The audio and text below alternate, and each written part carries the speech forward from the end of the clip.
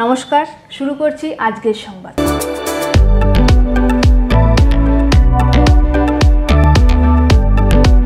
आज बर्धमान दक्षिण विधानसभा केंद्रेर विधायक খোকন দাসের उद्योगे द्वादशतम वर्ष गणविवाहेर अनुष्ठान आयोजित करा हय कांचननगरेर कंकालेश्वरी कालीबाड़ी प्रांगणे।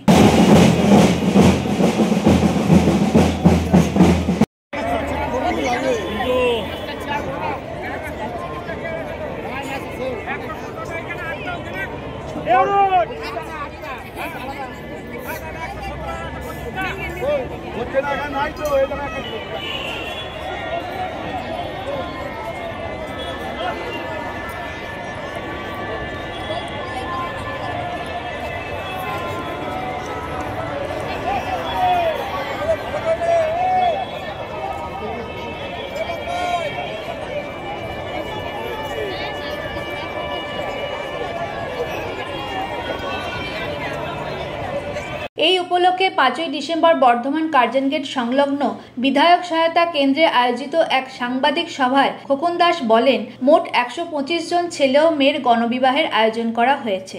এই উপলক্ষে কাঞ্চননগর কঙ্কালেশ্বরী কালীতলা কল্পতরু মাঠ প্রাঙ্গণ এবং টাউন হল প্রাঙ্গণে 3 জায়গায় অনুষ্ঠানের আয়োজন করা হয়েছে। মূল বিয়ের কাজ অনুষ্ঠিত হবে কাঞ্চননগরে। 5ই ডিসেম্বর দুপুর 2টোয় 125 জন বরকে নিয়ে সুদৃশ্য শোভাযাত্রা টাউন হল থেকে কাঞ্চননগরের উদ্দেশ্যে যাত্রা করে। এই উপলক্ষে সমস্ত রকম প্রস্তুতি পর্ব সারা হয়েছে। এবারে মোট 8টি রাজ্যের মেয়েদের বিবাহের অনুষ্ঠান হচ্ছে এখানে। অনুষ্ঠান পর্বে বিভিন্ন মন্ত্রীরা উপস্থিত থাকবেন। প্রতি বছরের মতো এবছরও বর ও কনে উভয়কে যথাযথ উপহার সামগ্রী প্রদানের ব্যবস্থা করা হয়েছে। এই সাংবাদিক সভায় উপস্থিত ছিলেন বিশিষ্ট সমাজসেবী স্বরাজ ঘোষ। যে বিয়ের যে কমিটিতে যার নাম, সে একটা ভালো শিক্ষিত চাকরি করা ছেলে। সে কালকে আমাদের এখানে একজন প্রতিবন্ধী মেয়েকে বিয়ে করছে এই গণবিবাহে। যে কারণেই আমরা কোনোবারই এইভাবে সাংবাদিক বৈঠক করি না, যেহেতু গণবিবাহটা এবার আমাদের 1000-এর ওপরে হয়ে গেল মেয়ের বিয়ে দেওয়া। এবার আমাদের একটা বড় করে যজ্ঞ করার কথা ছিল, সেটাও আপনারা জানেন, আমরা ঘোষণা করেছিলাম এবং আমরা 2টো কপিলা গাই আনবো বলেও আমরা ফাইনাল করেছিলাম। কিন্তু সেই গাইগুলো আনার একটাই কারণ ছিল যে তাদের আমরা যজ্ঞ করে একটা, যেহেতু 1000-এর উপরে মেয়ের বিয়ে হয়ে যাচ্ছে, তাই জন্য আমরা এবার সেইটা করেছিলাম এবং কপিলা গাই আমরা দেখেওছিলাম, কথাও হয়ে গেছে। কিন্তু পরবর্তীকালে আমরা দেখলাম যে ওদের রাখতে হলে যেভাবে ঠান্ডা এসি ঘর চাই, বড় ঘর করে তাদের রাখতে হবে। কিন্তু আমরা অনেক ভেবেচিন্তে দেখলাম যে এই সময় ওদের রাখার মতো আমাদের কোনো ঘর নাই। তাই আমরা অনেকটা এগিয়ে গিয়ে আমরা এবারে ওটা বাদ রাখলাম।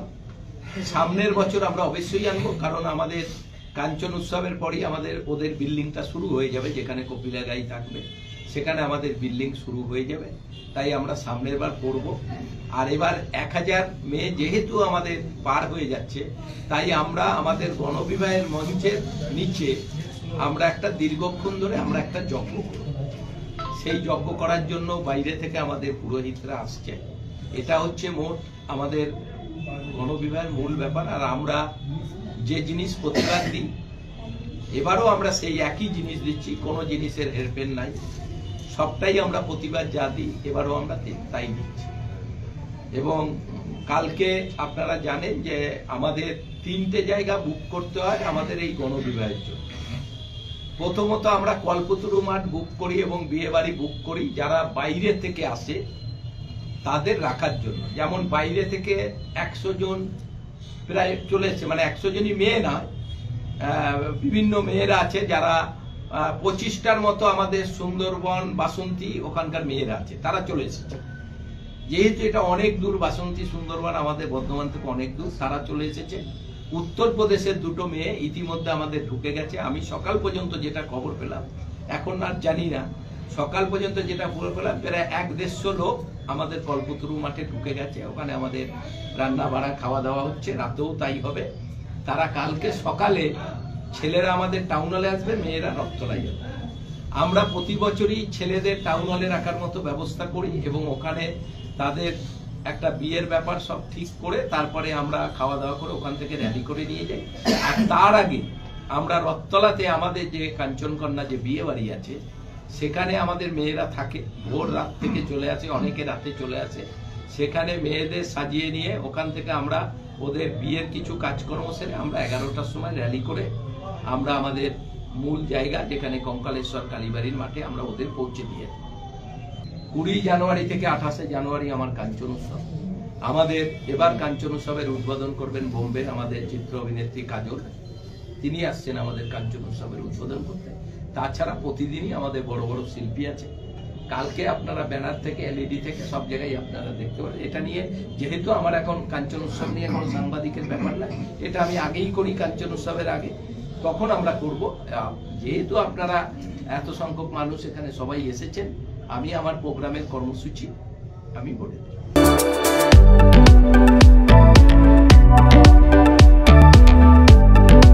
পশ্চিমবঙ্গে মুখ্যমন্ত্রী মমতা বন্দ্যোপাধ্যায়ের নেতৃত্বে উন্নয়ন, সুরক্ষা ও মানবিকতার অঙ্গীকারে তৈরি হয়েছে এক নতুন বাংলা। পশ্চিমবঙ্গের ইতিহাসে এই গৌরবময় 15 বছরের পথ চলার কথা ইতিমধ্যে ভার্চুয়ালি মানুষের কাছে পৌঁছে দিয়েছেন রাজ্যের মুখ্যমন্ত্রী মমতা বন্দ্যোপাধ্যায়। এই 15 বছরের গৌরবময় যে পথ চলা, তার বার্তা খণ্ডঘোষ ব্লকের প্রতিটি গ্রামের মানুষের ঘরে ঘরে পৌঁছে দেওয়া হবে বলে উল্লেখ করেন ব্লক তৃণমূল কংগ্রেসের সভাপতি তথা পূর্ব বর্ধমান জেলা পরিষদের অধ্যক্ষ অপার্থিব ইসলাম। তিনি বলেন, দীর্ঘ এই প্রায় 15 বছরের পথ চলাকালে মুখ্যমন্ত্রী মমতা বন্দ্যোপাধ্যায় রাজ্য জুড়ে উন্নয়নের জোয়ার এনে দিয়েছেন।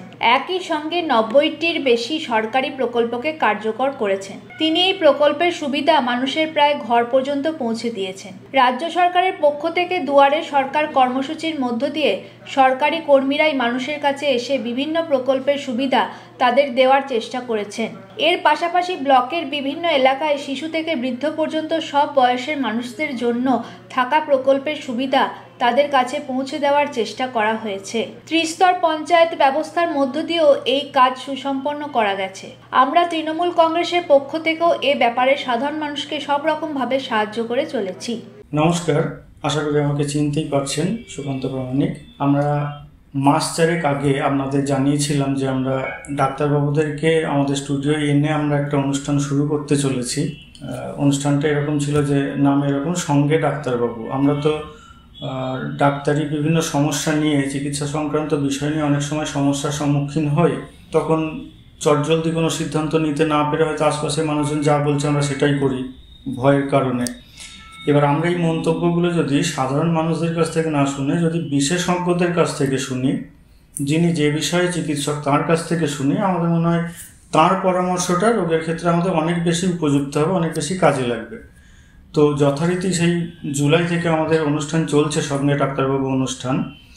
আপনারা যদি এই অনুষ্ঠানগুলো দেখেন আমাদের খুব ভালো লাগবে, আপনাদের জন্যই করা। প্রত্যেক মঙ্গলবার আমাদের স্টেট কার্ড নিউজ থেকে অনুষ্ঠান সম্প্রচারিত হয়। আপনারা সেখানে আসুন, দেখুন অনুষ্ঠানগুলো এবং আপনাদের মতামত যদি জানান, কিভাবে আপনারা উপকৃত হচ্ছেন বা কিভাবে উপকৃত হতে পারেন, কি বিষয় জানতে চাইছেন, এগুলো জানতে পারলে আমাদের সেই ধরনের অনুষ্ঠান করতে আরও সুবিধা হবে। তবে আমরা আগেও কিছু অনুষ্ঠানে বলেছি যে আমরা লাইক, শেয়ার, কমেন্টের জন্য অনুরোধ করি না, করবও না। সেটা যদি আপনাদের ভালো লেগে থাকে, আমরা এটুকু জানি বা বুঝি, আপনারা সেটা নিজে থেকেই করবেন। কাজে ওটা আমরা আলাদা করে অন্য বিভিন্ন জনের মতো বা বিভিন্ন চ্যানেলের মতো আলাদা করে কোনো দাবি বা আবদার রাখছি না। শুধু এটুকু অনুরোধ, আমাদের এই অনুষ্ঠানটা আপনারা দেখুন। আপনারা যদি উপকৃত হন এর থেকে, আমরা জানবো আমাদের এই পরিশ্রম সার্থক।